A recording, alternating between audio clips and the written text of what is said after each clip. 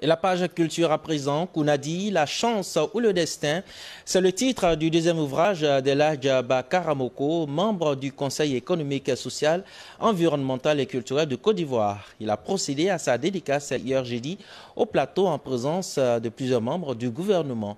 Suivant le récit d'Abdoulaziz Diallo.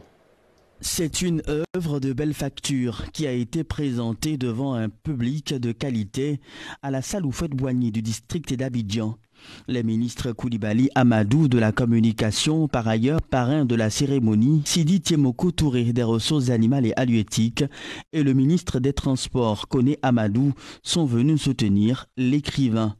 Alors j'ai lu cette dédicace avec beaucoup de curiosité parce que en fait d'honneur, c'est moi qui me sens plutôt honoré qu'il ait bien voulu porter son choix sur moi pour parrainer cette cérémonie.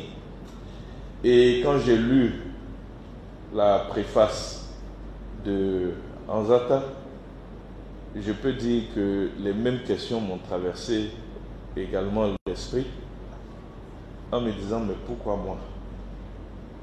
C'est toujours les questions qu'on se pose lorsqu'on jouit d'un grand honneur, lorsqu'on jouit donc d'une grande marque de confiance.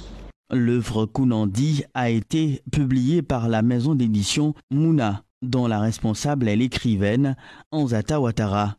Oui, les thèmes qui sont abordés, c'est pour justement interpeller la jeunesse, déjà sur les dangers de l'immigration clandestine, et puis aussi et surtout la bénédiction qu'on reçoit des parents.